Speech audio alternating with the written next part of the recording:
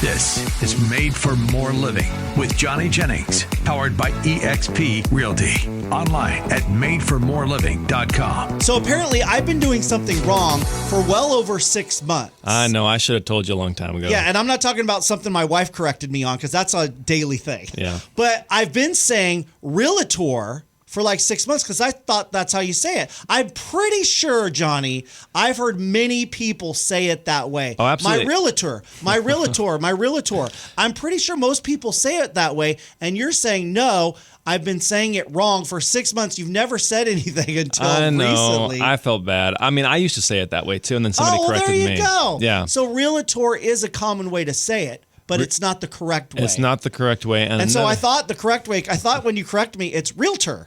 Realtor. Is that not the correct way either? No, it's not. It's pronounced, as I was told, it's pronounced the way it's spelled. So there's no T-E-R at the end, so it's not realtor, right? Right. Realtor, it's realtor. Realtor. Realtor. I think it's uncomfortable. I don't like saying it, but it sounds, I don't know, it's more fun to say realtor. I agree. Realtor. They should change it. Something like that, but it's realtor. Realtor.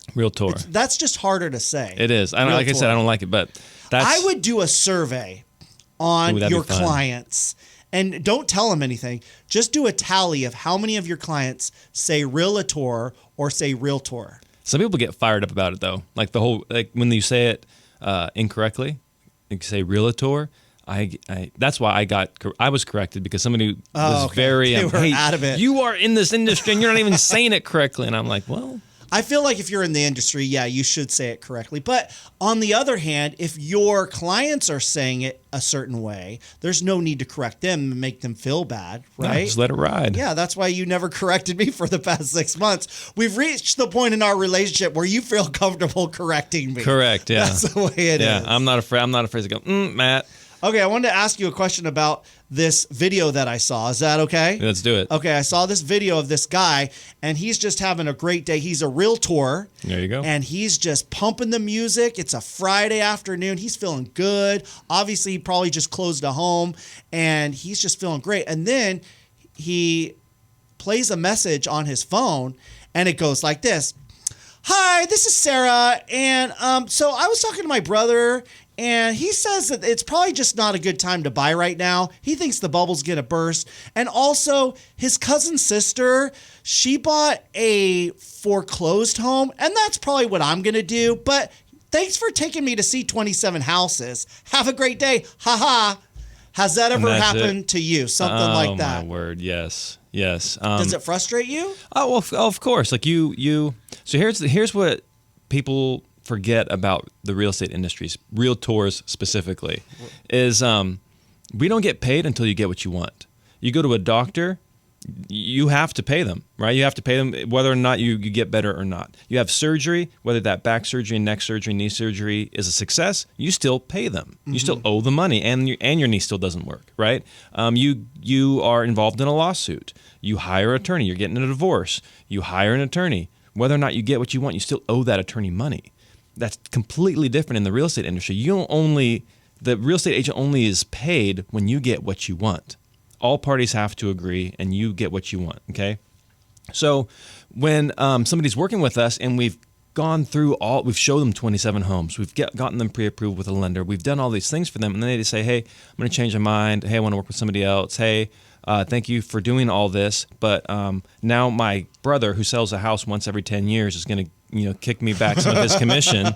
It's a better deal for me. It's very frustrating, but because I would assume that obviously you've taken hours and hours out of your day, given up weekends, given up time with your family, yeah, and not to mention gas money and all this stuff that you're putting out there for this person, serving this person. Correct. Yeah, and it could be months of your time.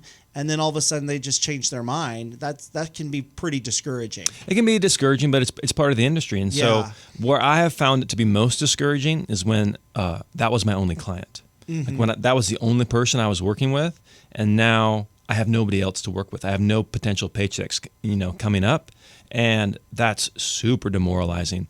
But if I'm working with 10 people and one of them says, hey, you know what, I think I found a better option. I'm going to go with my cousin who's been in the industry for 6 months and hasn't sold a house, but they're my cousin, then it doesn't sting it still stings, but it doesn't sting as bad. Right. So, in Interesting. fact, but what does sting is when you give your all. So, for example, there was this property. It was referred to us by an out of area agent, and we've sent her a lot of business. She sent us a lot of business, and she sends us this client, and they were like, great referral. Referrals are typically, these are the appointments you want to go on because they have a good relationship with somebody else, and now that good relationship transfers to you because they trust that person, and so we go on the appointment. They love us. Great. We get the listing agreement signed. And then all of a sudden things start getting shaky. And the photographer was like a couple minutes late. And they said, hey, we don't want to work with your photographer. He doesn't respect our time. We're going to have somebody else. And so the photographer stayed there. He stayed there and waited. And I drove to meet them immediately. This was on a Saturday morning. I dropped everything I was doing. I drove to meet them immediately. The photographer's still waiting there. They had brought somebody else in, like a friend, to shoot the home, and they were the most horrific photos. And so, but then we pay for the photos, and we pay for our photographer to then go through and provide the full service that he did because this other local person, like their friend, didn't know what they were doing, and so we double paid for the photography. Then we incentivized, gave them more money to help with a process, like a problem that they were having, and then we've done all this stuff, and then they decide, hey, you know what? Thanks for all this, but we decide we're not even going to sell the house. And it's like, you got to be kidding me, And so I would ask. I have a question. Don't they sign a listing agreement? Yeah, but it's their house, their rules. We don't lock people into it. I don't understand what goes into a listing agreement. So it's not like a contract where if you drop out, there's some kind of fee or anything like that. So everybody does it differently, and how we do it is we don't want to lock people into contracts. We want to earn your business. Okay. So if at any point in the process you decide, hey, plans change, you don't owe us a dime. Even though we've spent thousands of dollars investing in getting your home sold, you still don't. I get it. Things change. But like, let's say you were going to get a job and now that job transfer falls through. Like there's things outside of your control. That's what it's designed for. It's not designed for, hey, I just want to see if I can dip my toe in the market, and if I can't get this perfect house in this perfect timeline, then I'm just going to back out. That's not what it's designed for. We still honor it, but that's not what it's designed for. But you're right. Some agents out there do lock you into a contract. They will not let you out during the term of that contract. There are some that you will owe them money if they want to cancel early. Yeah, but that's not how we operate, and that's why we have over 800 5-star Google reviews. Right, which brings up another topic, and we could talk about that in the next segment. Is I saw a recent survey that said, or asked the question, would you prefer to work with somebody you trust or somebody that's proficient and skilled and experienced? So let's share what people said in the next segment. All right, let's do it.